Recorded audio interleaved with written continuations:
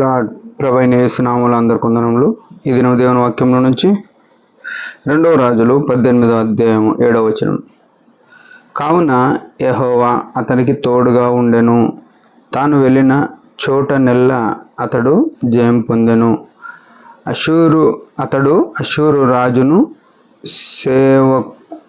సేవ చేయకుండా అతని మీద తిరగబడెను. చూసినట్టయితే దేవుని వాక్యంలో నుంచి దావీదు యొక్క అనుభవము దేవుడు ఇక్కడ మనకు బయలుపరుస్తున్నాడు. దావీదు ఎట్లున్నాడు? దేవునికి ఇష్టడుగా ఉన్నాడు. దేవునికి ఇష్టంగా ఉండాలంటే మొట్టమొదట మన జీవితంలో పవిత్రత, పరిశుద్ధత ఉండాలి. తలకు మొదలుకొని అరకాల వరకు స్వస్థత మనము కొంచెం కూడా లేదు. యెషయా గ్రంథం 1:6 ప్రకారం మన కొరకు యేసుక్రీస్తు ప్రభు కూడా తల మొదలుకొని అరకాల వరకు గాయములు, ఎంతో కొరడా దెబ్బలు తిని రక్తమంతా చిందించినాడు. ఎందుకంటే మనల్ని పరిశుద్ధులుగా చేయాలి. ఆ గొప్ప అనుభవంలో ఆ పరిశుద్ధ స్థాయి దావీదు కలిగి ఉన్నాడు. దేవుడు పరిశుద్ధుడు కాబట్టి ఆ పరిశుద్ధతను కాపాడుకొని ఆయన వలె పరిశుద్ధంగా ఉన్నాడు కాబట్టి దేవుడైన యెహోవా ఇక్కడ రాయబడిన మాట ప్రకారం దావీదునకు తోడుగా ఉండెను. నిజమే, ఇది మన జీవితంలో ఎంతో దుఃఖకరమైన విషయం.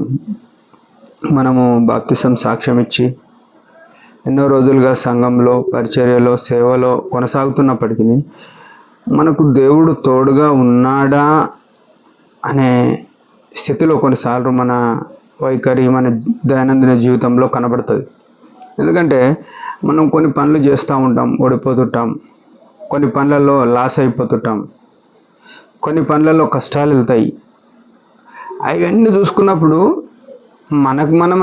మనం సర్ది చెప్పుకోవచ్చు. ఏమనంటే దేవుడు నన్ను పరీక్షల గుండా తీసుకెళ్తున్నాడు, నన్ను శ్రమ గుండా తీసుకుపోతున్నాడు, నన్ను పరిశోధన గుండా తీసుకుపోతున్నాడు అని మనం ఏదో మనము భక్తులంగా, పరిశుద్ధులంగా, నీతిమంతులంగా ఇతరులకు చెప్పొచ్చు.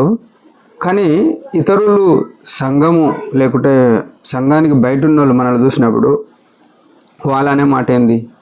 దేవుడు నిజంగా వీళ్ళకి తోడుగా ఉంటే ఈ కష్టాలు ఎందుకు వస్తాయి, ఈ నిందలు ఎందుకు వస్తాయి, ఈ ఇరుకులు, ఇబ్బందులు ఎందుకు, ఈ సమస్య గుండా వెళ్తారు, ఎందుకు ఈ యాతన గుండా వెళ్తారు అనే ఆస్కారం ఉంది.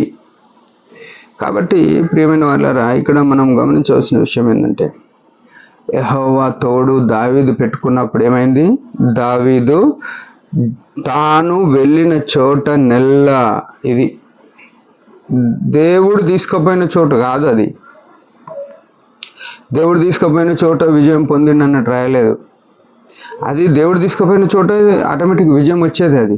కానీ ఇక్కడ దావీదు వెళ్ళిన చోటల్లా, ఇది మనం ఎంత సేవ చేస్తున్నాం, ఎంత పవిత్రులం, ఇక్కడ మనం ప్రశ్నించుకోవాలి.